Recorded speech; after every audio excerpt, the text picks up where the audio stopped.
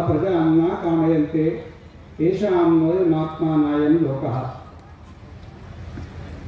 जब तक गुरु का दर्शन और गुरु का साक्षात्कार और गुरु से संबंध नहीं रखेंगे तब तक ना इस लोक का उद्धार होगा ना परलोक का उद्धार होगा। क्योंकि मार्गदर्शक तो वही है, गुरु सद्गुरु तो वही मार्गदर्शक है। वास्तव में हमारा मार्गदर्शक वेद है। जैसे मुसलमानों का मार्गदर्शक ग्रंथ कौन सा है? कुरान है। मुसलमानों का कुरान शरीफ से उसके वो मार्ग में वो चलते हैं। और जैसे क्रिश्चियन लोग हैं और उन लोगों का मार्गदर्शक ग्रंथ कौन सा है? बाइबल। बोलती नहीं है आप कुछ? बाइबल क्या होते हैं? बाइबल। ऐसे ही हमारा हिंदू लोगों का जो मार्गदर्शक ओरिजिनल जो ग्रंथ है उसका नाम क्या है? भगवत वेद है। ऋग्वेदो यजुर्वेद सामवेदो ही अथर्वणः। एक ही वेद था। वेदव्यास महर्षि जी ने एक ही वेद को 4 वेदों में विभाग किया है मंत्रों के हिसाब से। किंतु वो वेद है ना, आप वो 1000 साल तक पढ़ो वो समझ में आने वाला नहीं है। अभी मैं एक मंत्र पढ़ेंगे तो मंत्र का आप समाधान नहीं करेंगे तो वेद कहां से निकलेगी? आपको उसका आप तो निकलेगा नहीं। इसीलिए गुरु तो जरूरी है, इहलोक के लिए परलोक के लिए।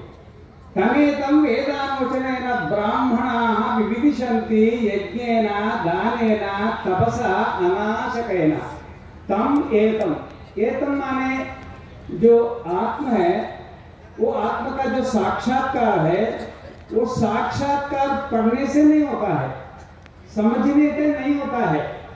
इसके लिए एक प्रक्रिया है, एक विधान है। तमेतं वेदानुवचनेन माने वेद का जो मार्ग है वो मार्ग के ऊपर हम चलते तो हम लोगों को बाद में साक्षात्कार हो जाएगा। तो कौन सा मार्ग है? तमेतं वेदानुवचनेन ब्राह्मणाः माने गुरुजी, विविदिशन्ति माने वेत्तुमिच्छन्ति माने वो जानना चाहते हैं। यज्ञेन दानेन तपसा अनाशकेन, उसके लिए आत्म साक्षात्कार के लिए यज्ञ करना पड़ता है, दान भी देना पड़ता है, तपस्या भी करना पड़ता है। यज्ञेन दानेन तपसा, गीता में भी यज्ञोदान तपस्कर्म यज्ञ दान तप का बताए हैं। यज्ञेन दानेन तपसा अनाशकेन, अनाशक का अर्थ है जो हम लोग पुण्य करते हैं तो पुण्य 2 प्रकार का होता है, एक नाशक होता है, एक अनाशक होता है। माने नाशक माने जैसे आप गुरु जी के पास आए हैं, सुबह एक महात्मा ने 50,000 दे दिया और एक महात्मा ने 100 क्विंटल राइस दे दिए और कोई आया 1 लाख रुपया दे दिया है। तो उनके मन में क्या रहता है? उनको बच्चा नहीं हुआ, महाराज जी को 5 लाख रुपया दे दिए तो मेरा बच्चा हो जाएगा। वो बच्चा पैदा कर दिया, बच्चा तो हो गया, उसके साथ तो पुण्य भी नाश हो गया। वो जो भी हम जो कामना से यज्ञ करते हैं, दान करते हैं, तपस्या करते हैं, उसका फल इहलोक में या परलोक में वो उसका उत्पन्न करके वो मर जाता।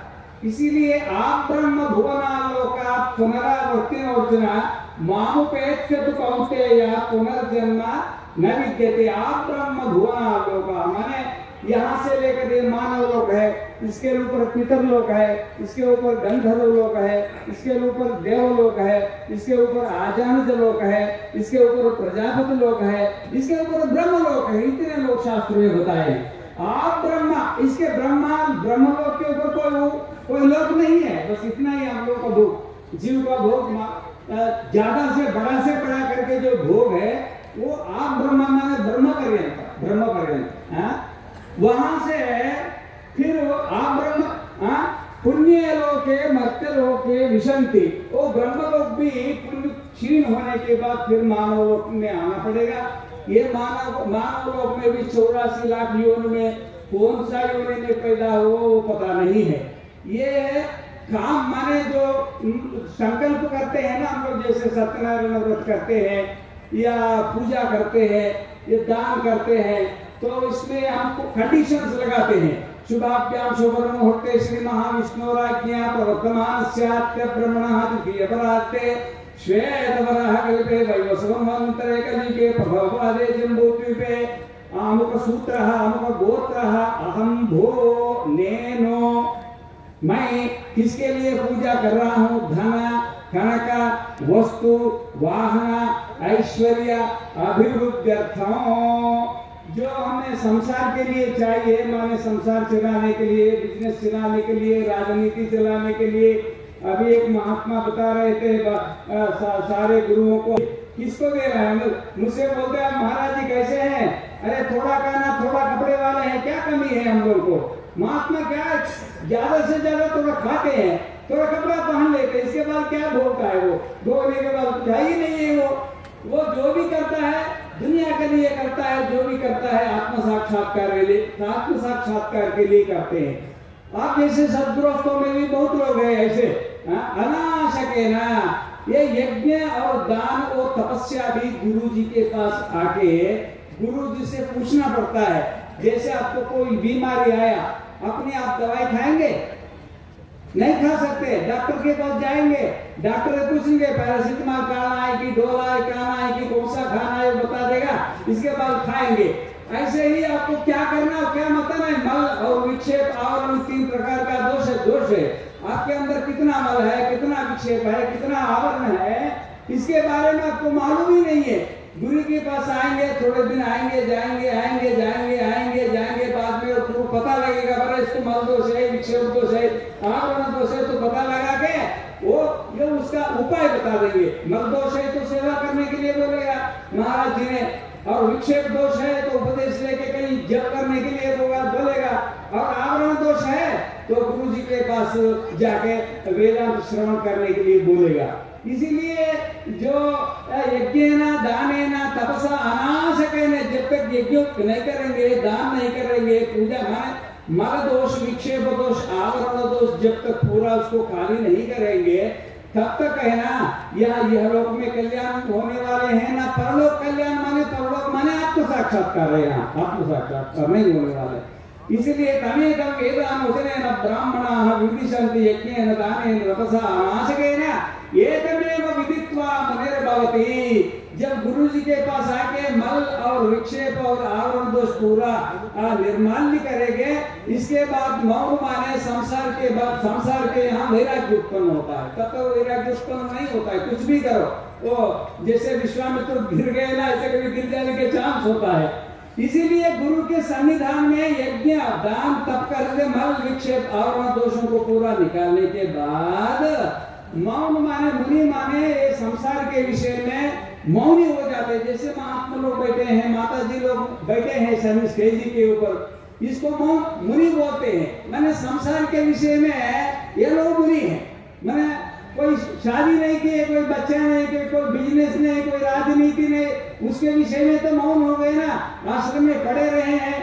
अब जो भी है अपना तपस्या कर रहे हैं, क्योंकि बहुनाम जन्मनामन्ते ज्ञानवान नाम प्रबद्धते वासुदेव सर्वमिति समात्मा सुदुर्लभः। एक बार संन्यास लेने से थोड़ी आत्म साक्षात्कार होता है, कई जन्म की संन्यास लेना पड़ता है, शायद एक जन्म में भी हो सकता है, बोल नहीं सकते हैं, अपने अपने ताकत के ऊपर रहता है, तो अपना अपना ज्ञान के ऊपर रहता है। एक जन्म में होगा, कई जन्म में हो सकता है। इसलिए बहुनाम जन्मनामन्ते ज्ञानवान नाम प्रबद्धते वासुदेव सर्वमिति सर्वं खल्विदं ब्रह्मा। वासुदेव सर्वमिति सर्वं खल्विदं ब्रह्मा, सर्वं खल्विदं ब्रह्मा।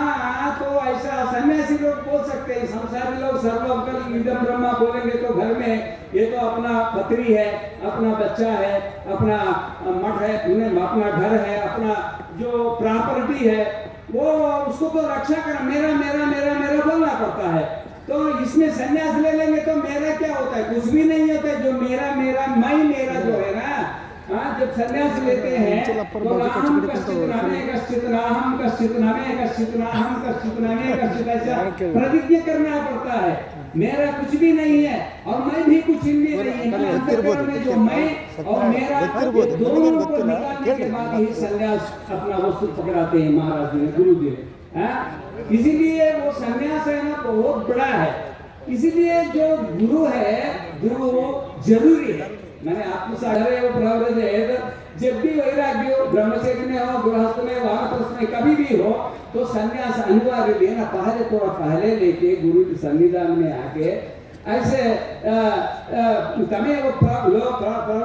ये ऐसे ही प्रवृत्त संन्यास लेना पड़ता है। संन्यास लेने के बाद ही आपको आत्म साक्षात्कार होगा। इसका मतलब क्या है? गुरु जो है आपको हमारे जीवन में अनिवार्य है। बड़े बड़े लोगों को भी अनिवार्य है, हमको भी अनिवार्य है। तो शिवानंद महाभारती स्वामी जी जैसे गुरु हम लोग को मिले ना, जिसका दर्शन करने से समाधि लग जाता है। मुझे तो महाराज जी का दर्शन करके ही समाधि माने एकदम समाधि में चले जाते हैं। तो महाराज जी उसका जो परमात्मा स्वरूप है ना, वो परमात्मा स्वरूप है। वो महाराज जी का दर्शन से ऐसे महात्मा आप लोगों को मिले, हम लोगों को मिले, उनके यहाँ मैं दर्शन करने के लिए आए हैं। जो बात बोलने के लिए बोल दिया है, ओम नमो नारायणाय। आपको समझ में आए तो समझ लेना, नहीं तो मुझको छोड़ देना। नमो नारायण।